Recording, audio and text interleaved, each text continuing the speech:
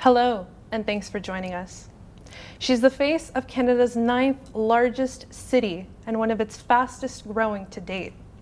She's been involved in both provincial and municipal politics for over 20 years, and this upcoming year marks her 4th year as mayor. My name is Jennifer Ferreira, and I'm joined in our studio today by Brampton Mayor Linda Jeffrey. Thank you so much for joining us. Nice to be with you, Jennifer. So 2017 was a busy year for Brampton, to say the least, but rather than look back, I'd like to take some time to look forward, specifically at the city's proposed budget for 2018. If you had to describe this document in one word, what would it be? Gee, that's hard. I would say 2 words: public safety. We spend a lot of money on bolstering our fire department, public transit. Those are probably the biggest ticket items where we felt we needed to invest as a growing city. So new fire stations, new firefighters, new buses, new drivers. That was the bulk of, I would say, the biggest expenses. And we'll certainly get to that today. Among some of the other key areas of focus are things like education, recreation programs, and infrastructure. Yes. And in terms of numbers, we are seeing a 3.7 net increase in next year's budget for the City of Brampton, 2% of which will be part of an infrastructure levy, I believe. Yes. What exactly will the money from this tax be put towards? So an infrastructure levy is something the City of Brampton was doing before I became mayor, but they weren't doing enough. At the end of the day, if you don't put a base amount of money away for your municipality at the beginning, you don't have the money at the end in order to build that infrastructure.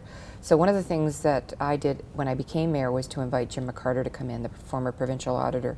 His advice was to put at least 2% in. And in fact, our staff in this budget suggested 5%. That's a tremendous leap for our residents financially. So I felt if we could keep the 2% and keep that predictable base funding there to help us build roads and bridges, the infrastructure gap would diminish. We have a city that's got half of its infrastructure is at least 20 to 25 years old. Just like your house, you have to replace the windows, the roof, you have to do some minor repairs to your facility at home. You have to do it in the facilities of the City of Brampton. So putting that base away is helping deal with that infrastructure gap.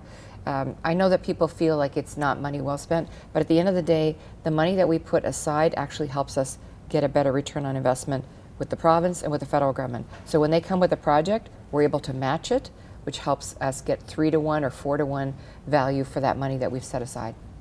So when it comes to investing in infrastructure, we're talking about brand new projects or projects that already exist, or both? Both. At the end of the day, some of our projects are, so for one of the best examples is retrofitting some of our recreation centers with better lighting. Just as you would in your home, you put in the new lighting that provides you with the same amount of light for less energy cost. We do that in our rec centers, and some of our rec centers, we've saved over $1 million. That's my money and the taxpayers of the City of Brampton. So we're trying to find ways to be more efficient, save the environment, and be progressive in the kinds of facilities that we build on a go-forward basis, and retrofitting our existing facilities. So when it comes to paying for all this, the city has raised property tax by 2.7% for next year. And so this results in an increase of about $126 annually for the average home. Raising property tax may seem to contradict any efforts to make housing more affordable. What are your thoughts on this? I think they're 2 different issues. Housing affordability is one of those issues that is not just in the bailiwick of a municipality, but the province and the federal government. Having a positive working relationship with those other levels of government will help us from an affordable housing perspective. It's also a responsibility of the region of Peel. And one of the challenges is it's 3 different cities, 2 of which are continue to grow, whether Mississauga and Brampton. And we've had a federal partner that really hasn't been at the table from an affordability issue up until quite recently. Prime Minister Trudeau and his cabinet really care about affordable housing and have put policies together, which really will take a decade to see the results of. But we as a municipality need to find ways on a day-to-day basis to make life more affordable. It's not just housing, it's transit, it's healthcare, it's a number of different things that make life more affordable for the average family. It's always a balancing act. Ideally, I'd like to keep taxes where the inflation rate is, but when you're in a high growth community, you have to keep building to deliver existing services, let alone improve on them. No one comes in and says, I don't need that service anymore. Everybody wants better service. So it's a challenge for us in a high growth community that doesn't have the economic development. Just the ratepayers, the people who own houses paying the taxes, makes it challenging. We as a municipality only have 3 pockets of money to go for. The ratepayers, the people who own the houses, the user fees, what you pay for swimming lessons and skating lessons, and then other levels of government that give us grants and loans to provide those services. We have to live within our means. It's always a challenge. We invite people to participate in our budget process to give us ideas as to where they think efficiencies could happen, where maybe the private sector should offer those services. We're always exploring how we can do things differently, whether the city should be in the business of offering certain kinds of programs. We're always evaluating, we're trying to deliver better services, but we also realize there's some vulnerable populations, whether they're students, whether they're seniors. I think we're one of the only municipalities in the GTHA that offer a $1 seniors fare. There was a proposal this year to make it even more cost effective, but when you're subsidizing your transit by 65%, $1 is a pretty good deal. So those are some of the challenges that we have to face when we're doing our budgets. What you're saying is that while it may not address housing affordability directly, by sort of reducing costs and things like transit and whatnot, it's helping to make life more affordable. I think so. I think what we're trying to do is find that sweet spot, that balancing of whether it's easy. Maybe you don't have to buy that second car. Maybe public transit will get you back and forth more easily. Maybe we can provide better programs for your children, free programs, skating, whether it's on Gage Park or skating trail, whether it's free films at the Rose Theatre outside in the square, in the Garden Square. We're always trying to find ways, because we understand it's a challenge raising a family, providing that quality of life. Those are the things that we kind of try. There's trade-offs that we try to build into our budget, that in some areas that we have to spend the dollars, and other areas where we can find a way to make it easier for families. What would you say to those people who don't believe there's enough focus on commercial growth in next year's budget? I would agree with them that we haven't hit the mark where we should yet. One of the things that I discovered when I first became a councillor back in 1991 was that we were catering a lot to the development industry, building houses. And when I came back 11 years after being at the province, we were still focusing on building homes. And I understand that. This is a suburban area that I represent, but we also are in very close proximity to the airport, to Toronto, to Kitchener-Waterloo. We need to find ways to build jobs and economic development into our base. We're on a much better path than we were from an economic development. We focused on 4 different streams through our economic development office to attract business, to retain business. We have a lot of companies here that are doing extraordinary work, not only in Ontario and in Canada, but across North America and Europe. How do we help them grow? How do we help them succeed? And we have to put more investment into that. It hasn't always been an easy balancing act. The development industry is a very powerful lobby group, has tried to convince council to convert many commercial industrial properties into residential.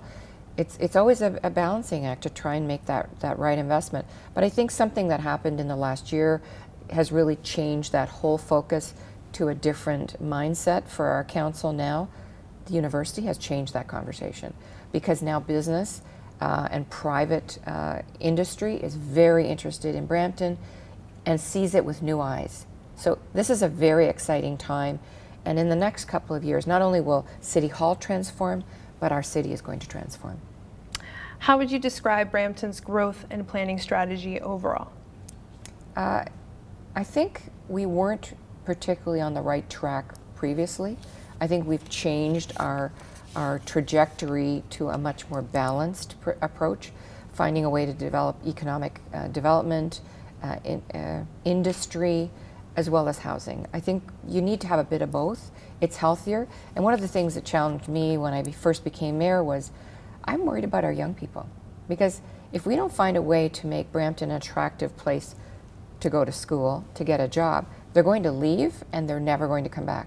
They're going to find a university or a college program, find a community they like better and stay there. I need to find a way to keep my young people because they're my future, and I need them to be excited and engaged and invested in my city, starting a small business, starting a restaurant, or having a way to engage visitors. You got to find ways to do that, because up until a few years ago, if you wanted to have fun or a good time, you'd leave our city to do it. You would never consider Brampton as being that cultural beacon or that place where there was energy and vibrancy. That's changing. One of the more notable aspects of the budget, as we've touched upon, is the investment in transit. And so with this comes the purchase of over 60 brand new buses, as well as the establishment of connections to regional transit services like Malton GO Station, as well as the brand new TTC extension. Yes. Is this enough to accommodate the city's growing population? I hope so, because it's a huge investment. We're getting $11 million in gas tax funding. And over the next, I think, 4 years, we're going to see that double. Those kinds of predictable long-term funding plans really help municipalities, not only ours, but probably over 100 across Ontario. You can't build transit just with the municipal tax base. You need partnerships, whether it's provincially or federally. We've had the Prime Minister, MPs, MPPs, all being great advocates for us. And that's hugely helpful to me as a mayor, to have someone at the federal and provincial government that understands that we need to work together, that we need partnerships in order to build that transit. I think that we've had about a 17% increase in our transit year over year. I don't know anywhere else in Canada where it's growing that well. I'm proud of it. It's a challenge to keep pace with it, to deliver the kind of service that gives people confidence that they don't need that second car, that they can use public transit, they can rely on it, that it will be there when they need it, whether they're working shift work, whether they're working weekends or nights, that they can rely on it, that it's safe, that it's comfortable, that it connects them to where they're going to school if they need to get to the doctor. So that's what we're trying to do. We're trying to broaden our service, to expand it, to maybe make it more accessible. We think that we're in the place where we're comfortable, that we have the partnerships to make it work, and we've made the investment this year in the budget. Speaking of partnerships, what, in your opinion, is the importance of an integrated transit system across the Greater Toronto and Hamilton area? Well, I don't think anybody understands it until they have to get off a system to cross a street or move a block to get onto another system. Ideally, you have a system that is so integrated people don't even realize they've left one system to go on another. No resident, no business cares where one boundary begins and one ends. We need a system that is so seamless you don't even notice this difference, and at the end of the month you realize you've saved money. That's the best plan going forward. Are there plans in the future to increase the amount of connections to and from Brampton? Absolutely. We've been talking about two-way all-day GO rail service between Kitchener-Waterloo and Toronto. Brampton's in the middle. We want to have that flexible all-day service, day and night, on the weekends, whether you want to go out to Kitchener-Waterloo to do business, to meet with somebody who's doing an investment, or to go to school. If people want from Toronto to get to Brampton quickly, we're going to have students from Toronto that are going to come to Ryerson University and Sheridan College. We want to find ways to make that easier, more simple, so that they're not driving all the time, that they can go out, have fun, friends over, go out for drinks, not have to worry about how they get home. Public transit will be there all the time. So that two-way all-day service has increased. It's better.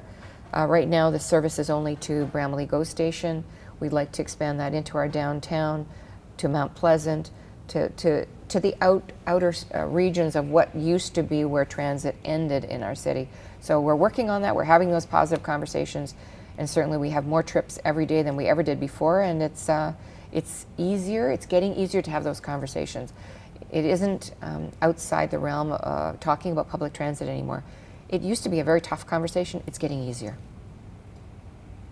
The budget also highlights a pretty hefty investment towards a fire campus. One that includes a fire station as well as a training facility. There are also plans to spend money on both new and replacement fire trucks as well as firefighting equipment. Yeah. Can you speak on the value of investing in fire safety, particularly in the city of Brampton? So the campus itself is actually a project that I believe was first talked about back in the early 2000s, before I even left municipal council to go to the province. It was something that our fire chiefs at the time felt was a good investment. It's long overdue. One of the things we do currently with our firefighters is we actually have to send them outside our city to get trained. You need the best trained individuals helping you in an emergency. And right now, we have to send our firefighters away. That costs us more money. So if we have a facility that we can do our training for our staff, it's easier, it's faster. One of the other things that a fire campus can do is it operates as an emergency operations center. Right now, the old Brampton Hydro or Electra facility is where we go when we practice for an emergency. It's not a matter of if we're going to have an emergency in Brampton, it's when. We always find that there are things that happen that shut down parts of our city. An ice storm is a good example where parts of the city can be shut down from a service perspective. How do you bring all the professionals, the firefighters, the police, the paramedics, the transit, all those people together to talk about how to solve the problem, how to get service back to our residents. So this campus itself will deliver that long term for our city. It's something we've needed for a long time. And as a city of 600,000, becoming 900,000, we need to start acting like a big city. This will help that. Having the right equipment for our healthcare professionals in a healthcare setting is a critical requirement. It's the same for the firefighters. They need the fire trucks, they need the equipment, they need the training. This is a good investment. And as our city grows, many of us know how challenging it is to get from one side of the city to the other. So having fire halls in those critical, ideal locations so that they have a quick access to the residents in that quadrant is critical. If we can't get a fire truck to your home in 4 minutes, often it's too late. So that's the challenge. Many of their calls are health and life safety rather than fire, but we need to make sure those professionals who we've trained and spent decades to try and bring to the right level, they need to be able to get to people in our city, and this is part of that investment. So one of the other investments that you've already introduced is that one into Ryerson University. Yep. The city has already proposed a contribution of up to $150 million on a post-secondary facility, one that includes investment into a center for education, innovation, as well as collaboration. And so the partnership, as I mentioned, between Sheridan College and Ryerson University has already been confirmed. Can you tell us exactly how money will be divided when it comes to spending? So we're still in the organizational state right now because it really is kind of 4 partners. We've got the city, Sheridan College, Ryerson, and the province. There will be some private sector partnerships right now, but we as a city needed to demonstrate our complete commitment and desire to have Ryerson be our partner. You'll recall in the last round of council, we had the opportunity to apply for a university, but we failed to land the deal. We didn't bring the right partnership. This term, I was determined not to have the city fail. We had no other course. We had to be successful. We're the 9th largest city in Canada without a university. Universities transform cities, and we needed the right partner. So the Blue Ribbon panel went out there and looked at who those partnerships could be. Ryerson had the cool factor. To me, they had the fun factor. They think outside the box, and interestingly enough, they're city builders. Look at what they've done in the city of Toronto.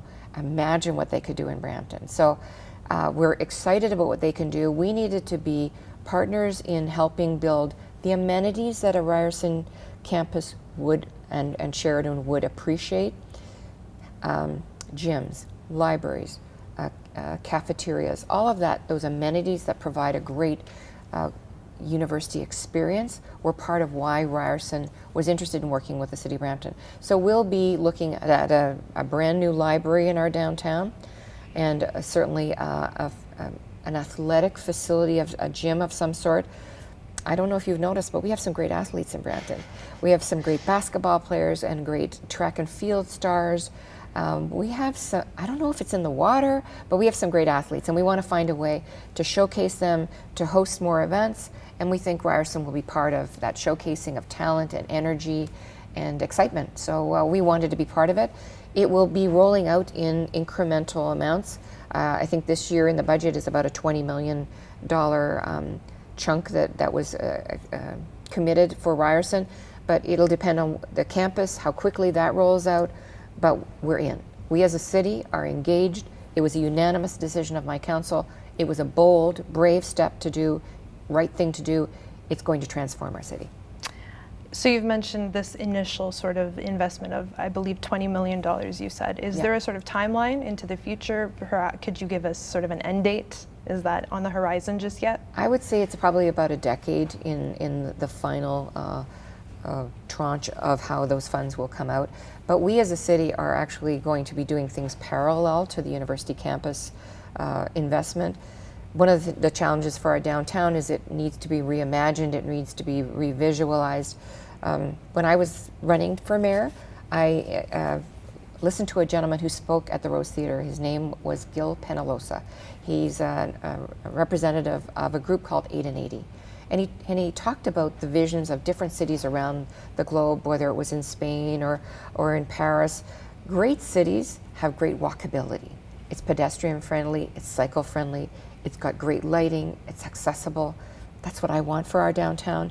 And we as a city have been investing in improving our downtown and trying to reimagine how the transit would work in our downtown, how we could make it more pedestrian friendly. We're also working to develop a way to manage some of the water issues in our downtown, whether it's Riverwalk and that flood mitigation project that we're going to do with the federal government. There's a lot of layers to how you build a city.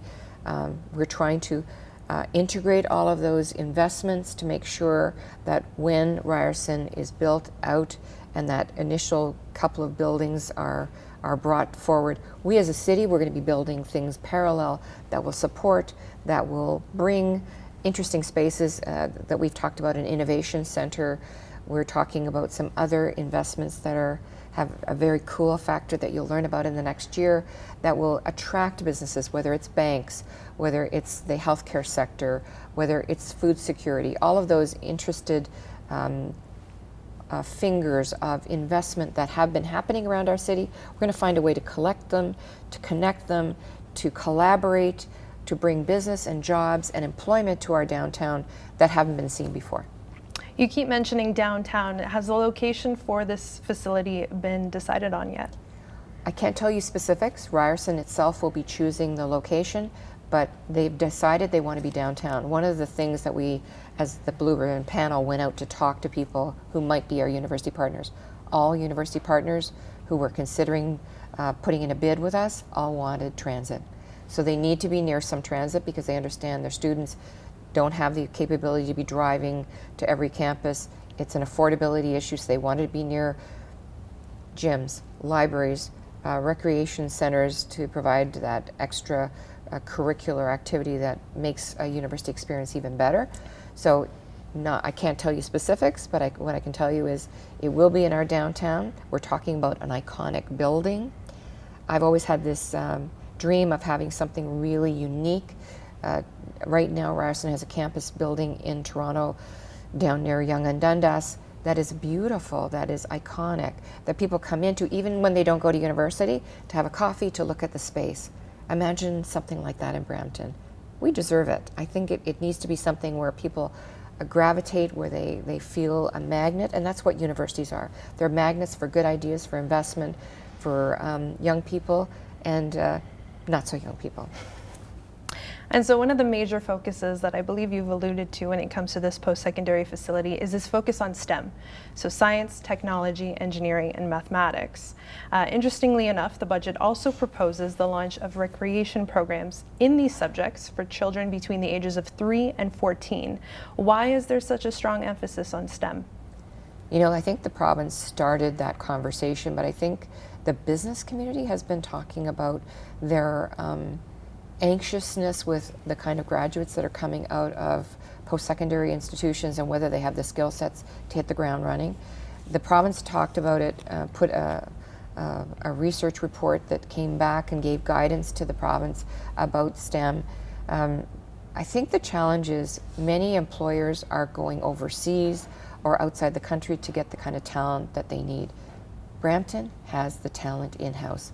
It's one of the challenges that I don't have when I go and talk to other cities, whether it's San Diego or Israel or New York, where I've been to try and bring Brampton business and investment to our city.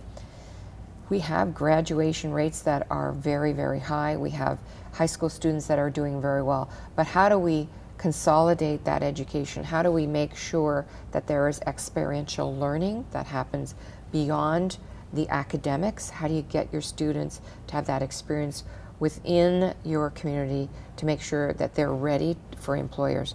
The province has been talking about that investment. They're putting, I think, 10,000 more graduates that are coming out of the system provincially.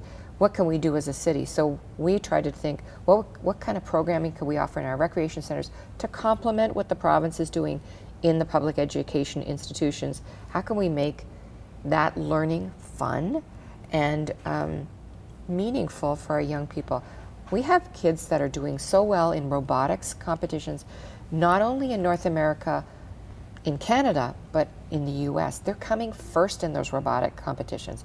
We have the talent in-house. How do we help them? How do we complement the work that they're doing elsewhere, whether it's in private school or in the public system? We want our kids to be successful. So something that the city can do is offer the programs that complement it. So that's something we thought about, but we're also having conversations with the province about those programming opportunities through our university. Mohammed Lachmi, the president of Ryerson, is having those conversations. He's very engaged. I can't wait to see what the programming is like because they're very ambitious. They're an institution that already has a great business school, has a great engineering program. They aspire to offer a legal component, a law school someday, probably not Brampton, but maybe a faculty of medicine could be in our future. Imagine how that would complement what's happening at Peel Memorial, Brampton Civic, Arano Kids, all of that $2 billion of healthcare investment that the province has made over the last decade in Brampton. Imagine what that education component could give to our students. They don't have to go anywhere else to go to school. They'll have everything on their doorstep. You've already touched upon this earlier, this Downtown Reimagined project. Can you go into a little more detail about what it entails? A little bit of it is the not sexy part of infrastructure, everything that's underground.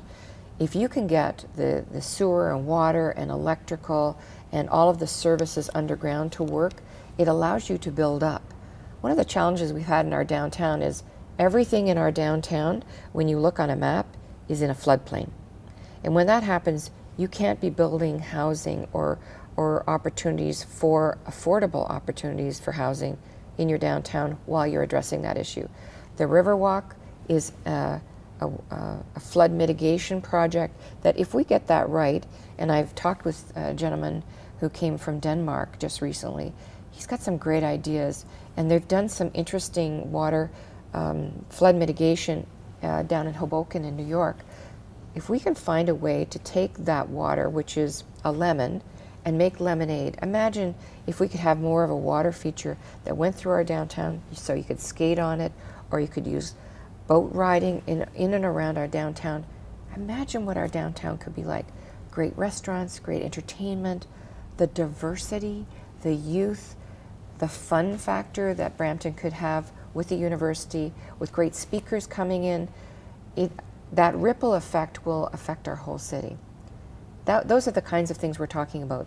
The accessibility, the lighting, the walkability, the cycle-friendly, the public transit piece can be so seamless, can be so much better than it is now. It's a city that really has stalled and stagnated in its downtown for a while. We now finally have federal, provincial, and other municipal partners that are coming to the table that are working with us to build something that is going to be extraordinary and transformative. Switching gears a little bit, I'd like to talk about City Council's recent vote in regards to having an independent Auditor General for the city. Yeah. Now, the vote was that this motion was rejected. And so, in your opinion, what is the importance of implementing this kind of oversight? So one of the challenges I encountered once I got to City Hall was, even though I was given a strong mandate to disrupt the status quo, to do things differently, to ask questions, There was still a fair amount of resistance by some returning members of council. We've always done it this way. Why would we do it differently? If you keep doing things the same way over and over, I think that's the definition of insanity. If you don't get good results out of it, and we as a city learned from Jim McCarter, who was an independent auditor, a provincial auditor who came in and talked about our finances, we learned that there were things that we needed to do. We were able to change our credit rating, which helps us borrow money more effectively and more efficiently. We learned things about how we did our budget that improved the process and gives the business community confidence that we're doing the right thing. Accountability, transparency are very important to me. I encourage council to consider an independent Auditor General. Why? Because I've seen the work that's happened in other cities. Look at the City of Toronto. They just went through a paving contract scam is probably the best way to talk about it. Their Auditor General came in and looked at how the paving contracts were assigned, and they were assigned in different parts of the City of Toronto. She was able to bring them together and demonstrate that people were gaming the system. I believe that there is always value in having somebody else from outside with new eyes look at how you're running your city. Are we being efficient with the scarce taxpayers' dollars that we have? This individual, who would be independent, was a recommendation of the Ombudsman of Ontario, who came in to look at procurement for the city. It is the one specific suggestion that he made that would give people the confidence that the city and its council care about accountability and transparency. Council chose not to even get a report on it. So they don't know what the cost is. They don't know what the jurisdictional scan would be that this individual might do, or the benefit of it. They just decided they didn't want the information and they trusted their existing audit department. Although we've gone through a lot of changes in our audit department and I have much more confidence in them, I believe that that independence factor is extremely important. If you don't have it, then if I as a councillor keep directing you and tell you only look at these three things, how do you know that you're not missing something? The independence of an Auditor General will give you the confidence, not only for me, but the taxpayers and all the business community, that we as a city are not afraid of that scrutiny and that oversight. I think that we as a city have a lot of baggage. We just came through an investigation by the Ontario Provincial Police with regards to an out-of-policy request program that was put in place by the former council that existing councillors and returning councillors claim not to know anything about. Council owns the problems that come to the city, and eventually they end up in the mayor's office. I want to make sure that the public, that the business community understand that we're not afraid of shining a light on finding ways to do things better, to be more accountable. These are my dollars. They are scarce, and our taxpayers work very hard. Some of them work 2 and 3 jobs in order to pay the bills. They need to know that we at the city care about making sure we get it right. I still think that having an independent Auditor General is a good idea. Some people on council feel we're not ready for it, that we have a system that's good enough. Good enough isn't good enough for me. I want the best. My residents deserve the best. How are you going to keep pushing for this level of transparency that you'd like to see in the city? I think my job is to raise those issues, to have a goal. We're heading into a municipal election next year, October 2018. I think this is a conversation that everyone should have with their local councillor. Everybody knows that the provincial election is coming, that's next June, but ours is in October. And this election, you're actually going to have 5 votes. The world is changing a little bit. You'll have a city councillor, a regional councillor, a school trustee, a mayor, and now you'll have a regional chair. That's a new vote. That's somebody who oversees Caledon, Brampton, and Mississauga and decides where some of those regional dollars are spent. This is important. We need to make sure that we have the right people sitting around that table. I want a council that looks like the city of Brampton. I'm not sure we're there yet. That diversity, diversity of background, experience, professionalism is something that I think our council can benefit from.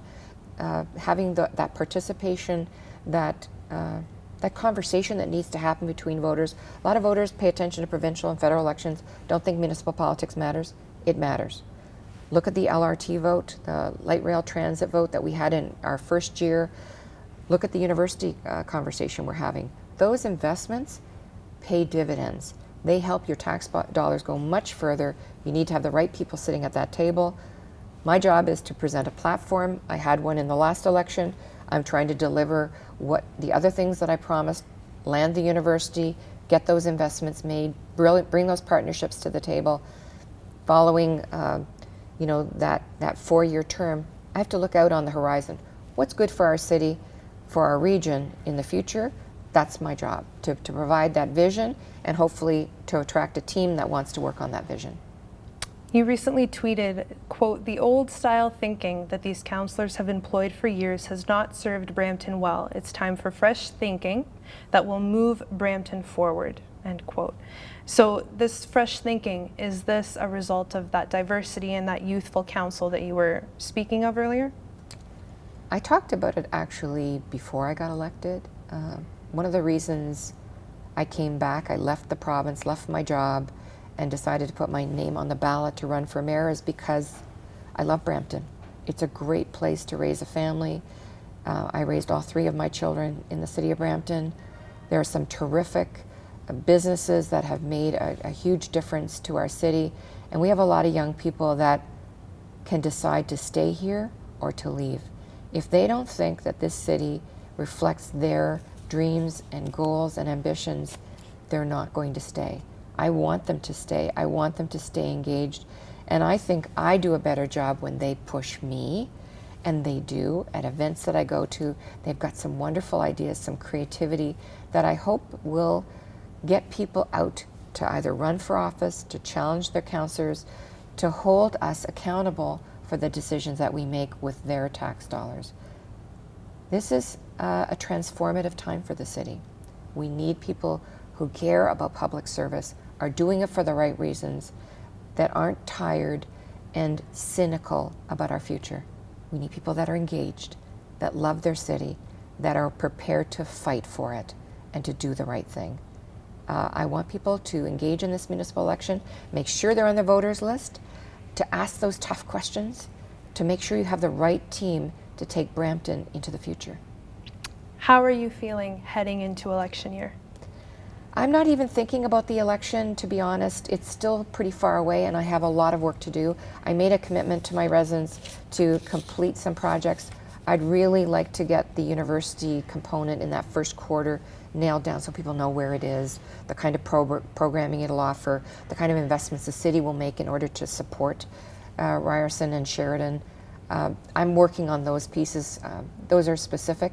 Working with the federal government to make sure that those investments come for the Riverwalk, to work with the province to make sure that their investments with the university and with transit continue to flow.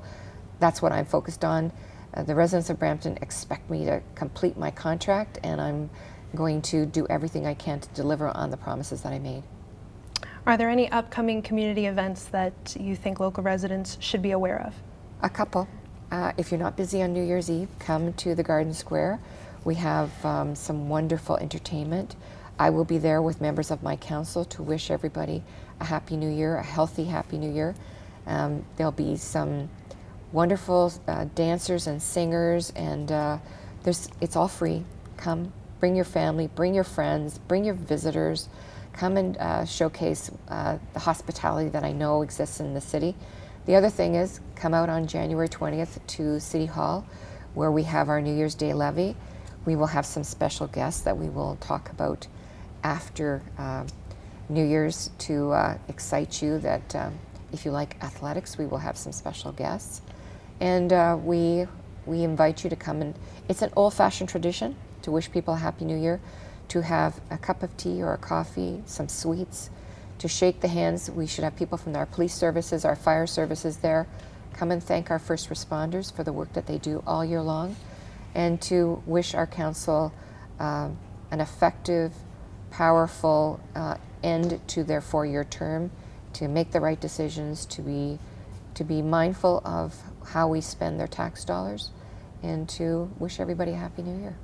Are there any final thoughts you'd like to add today? I want to thank you for the opportunity to do this year-end conversation, There are some wonderful opportunities going forward in the city. I'm very excited about the university.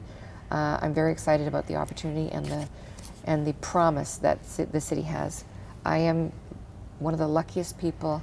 I have a young community, average age is 35, very diverse, very well educated. It's a great city to represent, and I'm lucky to do it, and I want to wish all of your viewers a very Merry Christmas and Happy New Year.